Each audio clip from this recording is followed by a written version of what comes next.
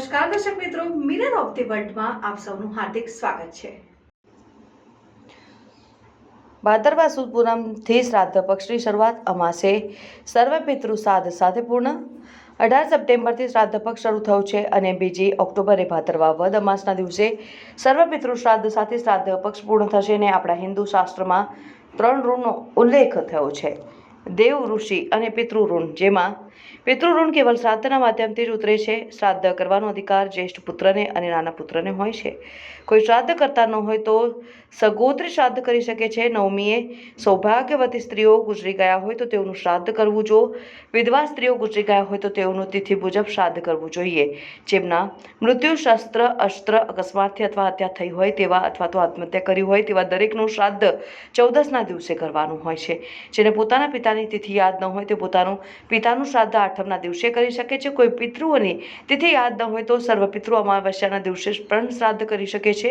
વિશેષ શ્રાદ્ધ એ મનુષ્ય જીવનના કલ્યાણનો એક ઉત્તમ માર્ગ છે। વિશેષ કરી શ્રાદ્ધની અંદર શ્રાદ્ધ બ્રાહ્મણો જોડે વિષ્ણુ સહસ્ત્રના પાઠ કરાવવા જોઈએ, તર્પણ પિંડદાન કરાવવા જોઈએ। આજનો આ શ્રાદ્ધ પર્વ ચાલી રહ્યું છે। આ 16 દિવસ પિતૃઓના ગણાય। પૂનમથી માંડી અમાવસ સુધી 16 શ્રાદ્ધ હોય છે। આ નવમીનું શ્રાદ્ધ કોઈ પણ સૌભાગ્યવતી સ્ત્રી ગુજરી ગઈ હોય એનું થાય। વિધવા જે સ્ત્રી ગુજરી જાય એની તિથિ પ્રમાણે શ્રાદ્ધ થાય। બારસના શ્રાદ્ધમાં બાળકોના શ્રાદ્ધ થાય। સાધુ સંન્યાસીના બારસના દિવસે શ્રાદ્ધ થાય। 14ના દિવસનું શ્રાદ્ધ એ અસ્ત્ર શસ્ત્રથી જે કોઈ ગુજરી ગયું છે એમનું શ્રાદ્ધ થાય। અને અમાવસના દિવસનું શ્રાદ્ધ સર્વ પિતૃ પોતા કોઈ પણ પિતૃનું તિથિ યાદ ન હોય એ અમાવસનું શ્રાદ્ધ કરી શકે છે। આ શ્રાદ્ધ 16 પવિત્રમાં પવિત્ર પિતૃઓના સારામાં સારા દિવસો છે।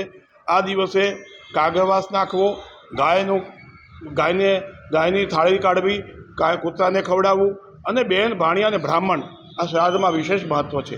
બને તો બ્રાહ્મણને ભોજન કરાવો, બ્રાહ્મણને સીધું આપો। આ શ્રાદ્ધમાં આટલું કરવાથી પિતૃઓ ખૂબ આશીર્વાદ આપે।